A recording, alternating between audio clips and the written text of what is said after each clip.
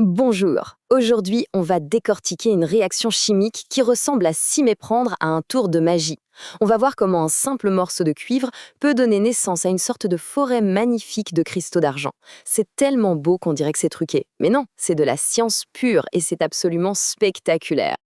Alors, allons-y. La question au cœur de tout ça, elle est toute simple.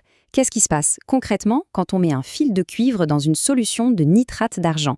On va découvrir ça ensemble, étape par étape. Ok, première chose, faisons connaissance avec nos deux protagonistes.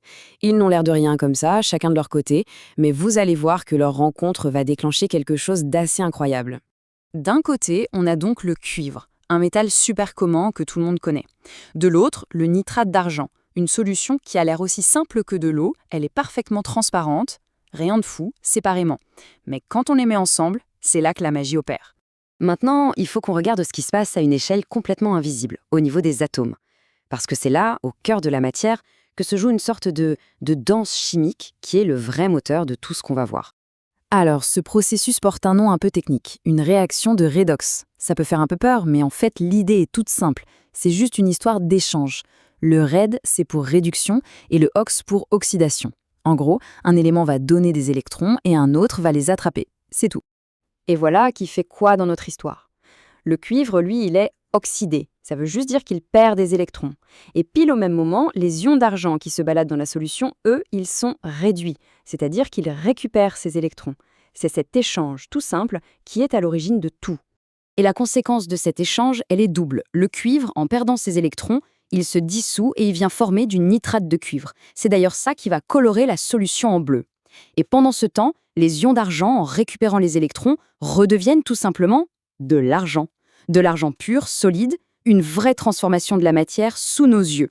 Bon, à cette théorie, revenons à ce qui est visible à l'œil nu. Qu'est-ce que ça donne concrètement cet échange d'atomes? Eh bien, les tout premiers signes de la réaction, on les voit presque tout de suite. Et là, pas besoin d'être patient, hein. C'est quasi immédiat. À la seconde où le cuivre touche la solution, ça commence déjà à bouger. On voit un changement apparaître à la surface du métal. Et comme le dit très bien la source, le changement de couleur est super rapide. Le cuivre se couvre d'une espèce de couche un peu sombre, presque coteneuse. C'est la première preuve visible de notre danse chimique. L'argent est en train de se former et de se déposer.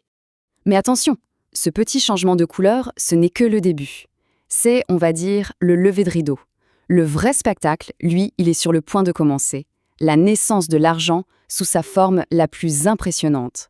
On laisse la réaction continuer tranquillement, et là, au bout de quelques minutes, il se passe un truc encore plus fou. Le simple dépôt un peu sombre qu'on voyait au début commence à se transformer, à pousser pour devenir quelque chose de beaucoup, beaucoup plus beau. Ce qu'on voit apparaître, ça s'appelle des dendrites d'argent. Le mot dendrite, ça vient du grec ancien dendron, qui veut dire arbre. Et c'est exactement ça. On voit l'argent pur qui cristallise en formant des structures qui ressemblent à des arbres, des branches de givre, c'est super fin, super délicat. Franchement, comment ne pas être d'accord avec cette phrase? Le résultat est juste sublime. On a l'impression d'assister à la naissance d'une petite forêt d'argent qui grandit directement sur le cuivre. C'est toute la beauté de la chimie qui s'exprime. En fait, cette expérience, c'est juste la preuve que des éléments tout simples peuvent s'organiser entre eux pour créer quelque chose de beau, de complexe, de totalement inattendu.